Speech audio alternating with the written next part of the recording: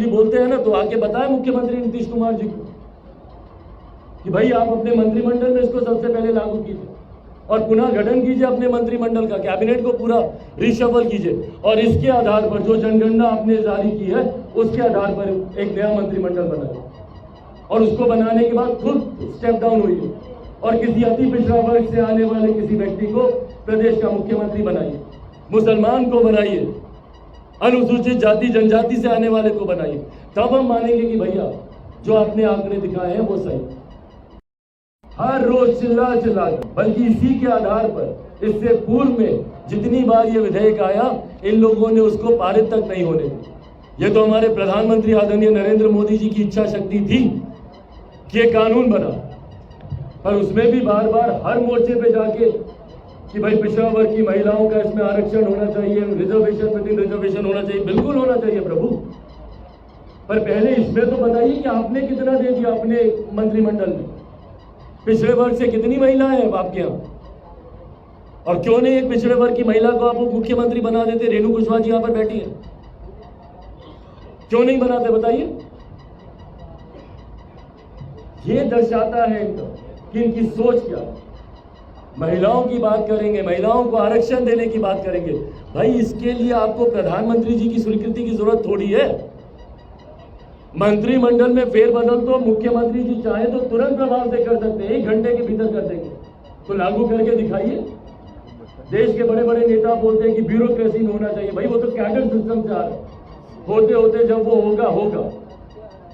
पर बोले राहुल जी बोलते हैं ना, तो आके बताएं मुख्यमंत्री नीतीश कुमार जी को कि भाई आप अपने मंत्रिमंडल में इसको सबसे पहले लागू कीजिए और पुनः गठन कीजिए अपने मंत्रिमंडल का, कैबिनेट को पूरा रिशफल कीजिए और इसके आधार पर जो जनगणना आपने जारी की है उसके आधार पर एक नया मंत्रिमंडल बनाइए और उसको बनाने के बाद खुद स्टेप डाउन हुई और किसी अति पिछड़ा वर्ग से आने वाले किसी व्यक्ति को प्रदेश का मुख्यमंत्री बनाइए, मुसलमान को बनाइए, अनुसूचित जाति जनजाति से आने वाले को बनाइए, तब हम मानेंगे कि भैया जो आपने आंकड़े दिखाए हैं वो सही। और इन आंकड़ों की आड़ में पिछले जो हमने कहा कि जितने ज्वलंत विषय हैं वो छूटते जा रहे हैं। बिहार में सिर्फ जातीय जनगणना को लेकर बातचीत हो रही और बिहार में जो महिलाओं के साथ जो अपराध बढ़ता जा रहा है उसको लेकर क्या? मणिपुर में इनके राष्ट्रीय अध्यक्ष जनता दल यूनाइटेड मुख्यमंत्री की पार्टी के भागे गए थे मणिपुर। क्यों नहीं भागे गए वहां पे, जहां पे कौन सी जगह थी जहां हम लोग गए थे?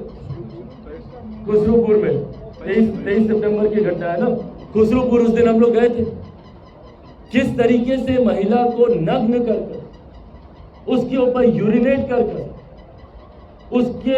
उसको मार कर पीट कर किस तरीके से उसके साथ अत्याचार किया गया। क्या यह शर्मनाक घटना नहीं है? क्या इसमें ललन सिंह जी की आत्मा नहीं कांपती? देश की संसद में तो खड़े होकर एकदम मणिपुर को लेकर ऐसे एकदम चिल्ला कर अपनी बातों को रख रहे थे। क्यों नहीं जाते खुसरूपुर? मणिपुर भाग कर गए। बिहार में नहीं आता है क्या? और बिहार में क्या पटियाला जिला का है ये? कितना किलोमीटर यहां से? मात्र 30-32 किलोमीटर यहां से। वहां जाना है लोग जरूरी नहीं समझते। और ये क्रोनोलॉजी समझिए, महिलाओं के ऊपर हो रहे उत्पीड़न को लेकर जितने लोग संसद में महिला के आरक्षण को लेकर अपनी वेदना, अपनी संवेदना, अपनी दुख, अपनी पीड़ा व्यक्त कर रहे हैं, उन लोगों के पास फुर्सत नहीं है बिहार में हो रही महिलाओं के अपराध पर जाने की। महिलाओं को काट कर उनके नग्न शरीर को खेत में फेंक दिया जाता है। कितने लोग गए भैया? बछवाड़ा में घटना घटी, दरभंगा में घटना घटी, ये अरवल की घटना जहां मां बेटी को बच्ची यही पीएमसीएच में 5 दिन तक जिंदगी और मौत से लड़ती रही। हम सब गए थे वहां पर, मां को जिंदा वहां पे जला दिया गया अपनी बच्ची के साथ। एक के बाद एक महिलाओं के ऊपर यहाँ पे अपराध हो रहे हैं और पूरा देश खामोश है इसके ऊपर, पूरा विपक्ष खामोश है इसके ऊपर। ये तथाकथित इंडिया गठबंधन के जितने दल के नेता हैं, एक की आत्मा नहीं जागती इसको लेकर और सब एकजुट होकर बात करेंगे भैया नारी सशक्तिकरण की, महिलाओं के अधिकार की। और यहाँ पे महिलाओं को दिन दहाड़े उनकी हत्या की जा रही है, उनके साथ बलात्कार किया जा रहा है, उनको नग्न करके घुमाया जा रहा है, उनके शरीर को टुकड़ों में काटा जा रहा है। और एक शब्द ये लोग बोलना जरूरी नहीं समझते।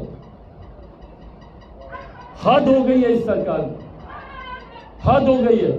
सिर्फ इन्होंने अपने राजनीतिक लाभ के लिए, सिर्फ अपने राजनीतिक लाभ के लिए, ताकि ये तमाम विषय धूमिल हो जाए, सिर्फ जाति पे बात हो, जाति पे बात हो। मुख्यमंत्री को सूट करता है भैया जाति पे बात, जाति समीकरण की, सोशल इंजीनियरिंग, ये तमगा लेकर घूमते अपने सीने पर जाति की राजनीति करने की।